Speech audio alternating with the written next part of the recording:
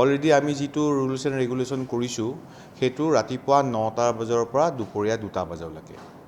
এই ক্ষেত্ৰত প্ৰথমটো হ'ব যিটো NH-27 আছে, NH-27টোত আমি সকলো ধৰণৰ ডাঙৰ গাড়ী, যিবিলাক মাল কঢ়িওৱা গাড়ী থাকে, বাছ, ট্ৰাক, বিশেষকৈ ট্ৰাক, ডাম্পাৰ, JCB, হাইড্ৰা, এই কোনো ধৰণৰ গাড়ীখিনি চলাচল আমি NH-27 আৰু NH-17ত আমি হ'ব নিদিম।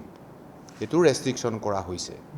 একৰ্ডিংলি যিবোৰ সৰু গাড়ী আছে, যেনে শ্ল' মুভিং ভেহিকেলছ, ঠেলা হওক, ই-ৰিক্সাজ হওক, সেই শ্ল' মুভিং ভেহিকেলছখিনিও একে NH-27 আৰু NH-17। NH-27টো মই কৈছোঁ আপোনাৰ কন্যাধৰা পইণ্টৰ পৰা ভূপেন হাজৰিকা সমাধি ক্ষেত্ৰলৈকে, আকৌ ভূপেন হাজৰিকা সমাধি ক্ষেত্ৰৰ পৰা আজৰালৈকে। এই অঞ্চলটোত শ্ল' মুভিং ভেহিকেল আৰু যিখিনি ডাঙৰ ডাঙৰ ট্ৰাক, ডাম্পাৰ, JCB, সেইখিনি প্ৰযোজ্য বন্ধ কৰা হ'ব। ছাৰে অলৰেডি ক'লে, আপোনালোকৰ থ্ৰুদি সেইকাৰণে এটা অসমবাসী ৰাইজক অনুৰোধ কৰিছোঁ, পৰাপক্ষত তেওঁলোকে সেই পাৰ্টিকুলাৰ ডে'টোত NH-27টো এভইড কৰি, আকৌ কৈছোঁ NH-27টো এভইড কৰি GS ৰোডটো ইউজ কৰে যাতে। GS ৰোডৰ ফালে গ'লে সুবিধা হ'ব।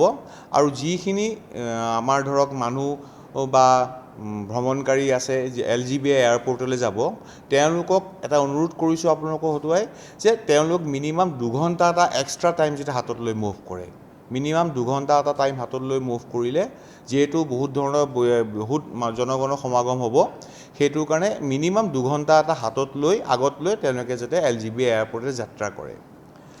তাৰপিছত এটা কৰা হৈছে, আপোনালোকে কন্যাধৰা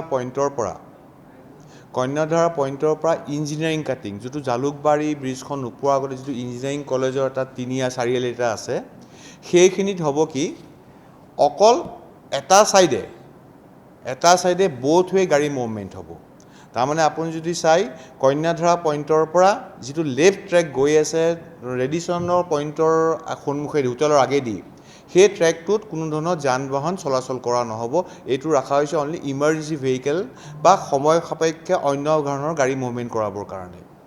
কিন্তু অপজিট ট্ৰেকটো, যিটো ৰাইট ছাইডৰ ট্ৰেক থাকিব, সেই ট্ৰেকত বোথ ৱে গাড়ীবিলাকৰ মুভমেণ্ট হ'ব।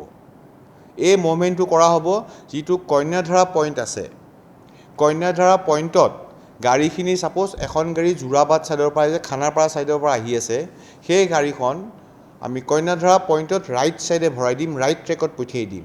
এই ৰাইট ট্ৰেকে গাড়ীখন আপ টু ইঞ্জিনিয়াৰিং কাটিঙলৈকে যাব। ইঞ্জিনিয়াৰিং কাটিঙত যোৱাৰ পিছত আকৌ নৰ্মেল ট্ৰেকটো লৈ ল'ব, আকৌ বাওঁফালে গৈ ভূপেন হাজৰিকা সমাধিৰ ক্ষেত্ৰেদি সেইফালে গাড়ীখন যাবগৈ পাৰিব। যিখিনি গাড়ী জালুকবাৰীৰ পৰা খানাপাৰালৈ আহি আছে, সেইখিনিৰ কোনো ডাইভাৰশ্যন দিয়া নহয়, তেওঁলোকে নৰ্মেল ট্ৰেকেদি আহি থাকিব।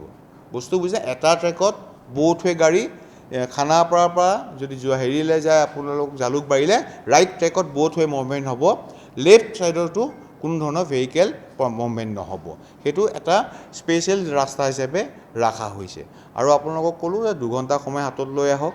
কোনো ধৰণৰ ধৰক আপোনালোকে পৰাপক্ষত NH-27টো এভইড কৰি পৰাপক্ষত GS ৰোডটো, যিটো আমাৰ মেইন ৰাস্তা আছে, সেই GS ৰোড দি হৈ পাণবজাৰ হৈ বা চানমাৰী নতুন ব্ৰিজৰ ওপৰেদি LGBIলৈ যাবলৈ পাৰিব।